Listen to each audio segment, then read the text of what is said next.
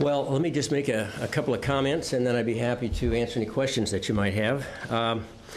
First, I just want to say that what was just accomplished in this building represents a stark contrast to the way business is being conducted in our nation's capital. And I can't tell you how proud I am to be an Oregonian and to work with people who have been elected to the legislature who are able to take complex issues and resolve them in an effective way in the larger interest of Oregonians.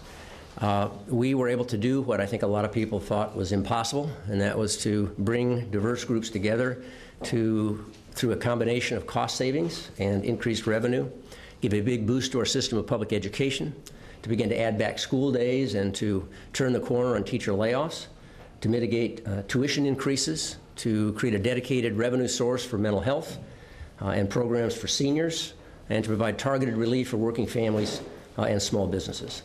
I cannot say enough about Speaker Kotek, President Courtney, and the two Republican leaders, Senator Ferrioli and Representative McClain, and all of their colleagues, really, for the way they conducted this special session. I want to say just a couple of things about several elements of this plan that were extraordinarily controversial and represented difficult political votes for a number of people. One is our small business tax relief. I think there are people who are concerned that we could lose control of this in terms of a drain on the general fund. I want to assure you that that is not going to happen. There are some unanswered questions about how individual entities will reconfigure their tax status in order to take advantage of this. We're going to follow this very, very closely and make sure that it does what it is intended to do, target small and family business to give them additional resources to reinvest in their business and grow our economy and add jobs. Secondly, is the issue of genetically modified plants. That, too, was a very, very difficult issue, and I want to make it very clear, again, that I viewed that as a question not of endorsing or rejecting GMO products or agriculture, but rather a question of whether or not we need a statewide policy versus 36 local policies.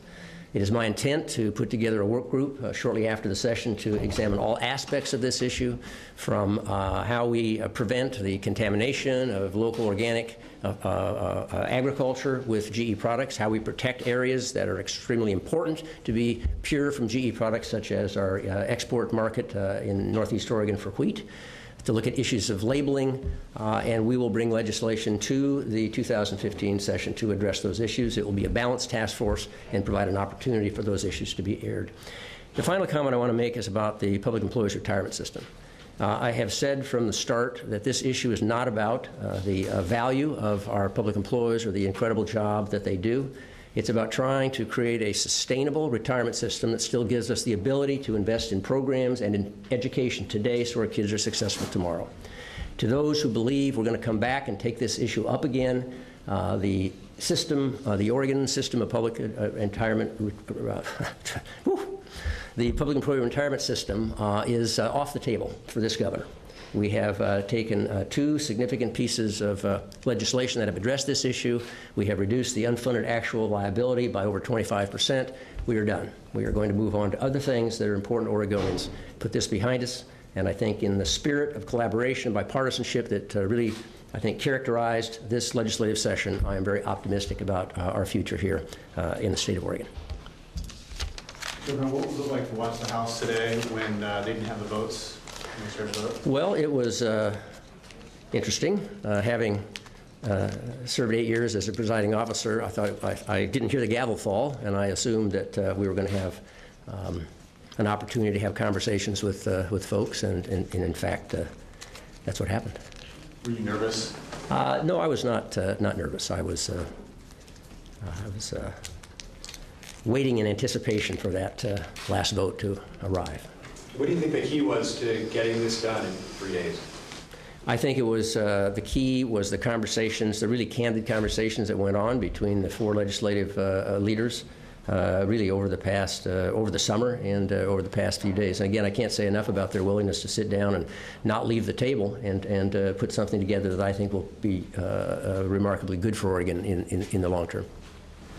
Some people complain that all of this could have been accomplished in regular session as opposed to special session, and that the special session is expensive.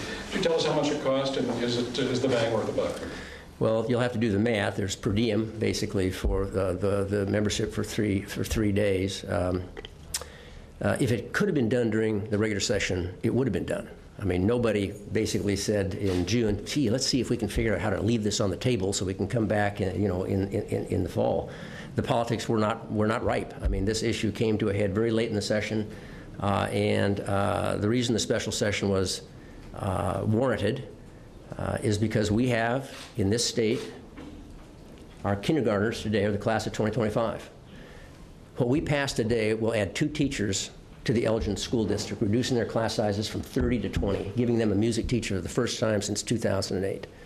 This will add teachers to Bend Lapine, add 3 school days to Salem Kaiser. So the reason there's an urgency is those kids can't wait till next year to have lower class sizes.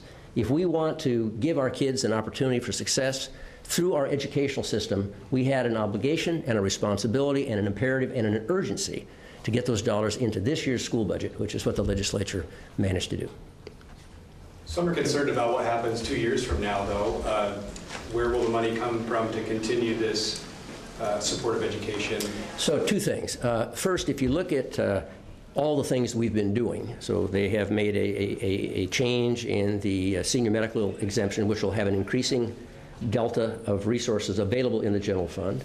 Our health care reform saved $100 million general fund this biennium. It'll be $200 the next biennium. It'll be $400 the next biennium. We are already seeing our prison forecast going down because of the actions we've taken. So in total, I believe the resources are going to be in the budget to sustain what we just did. The larger question is not next year, but the next decade. And we clearly have to take on the issue of comprehensive reform of our system of public finance, which I intend to apply myself to rather vigorously starting tomorrow. We've been having conversations between labor and business for about 18 months now to try to rebuild a coalition that can take this issue on. And that, to me, in combination with the cost reductions that we've already put in place, is the answer. And I think through bipartisanship, without sort of blowing this state up like we are seeing back in Congress, we've created an environment where I think that is possible. I'm told that you made some commitments today in part of getting those votes on the tax bill in terms of keeping an eye on the growth of the business. Can you give us a little more information about what that means? Is there a work group, or are you going back into 2014? No, I'll put together a group of very knowledgeable people on tax policy and economic development, job creation.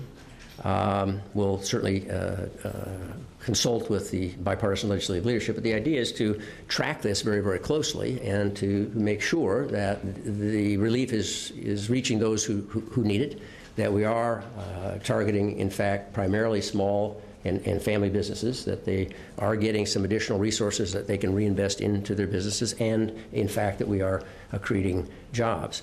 Nobody that I have spoken to on either side of the aisle is interested in seeing this become another Betsy.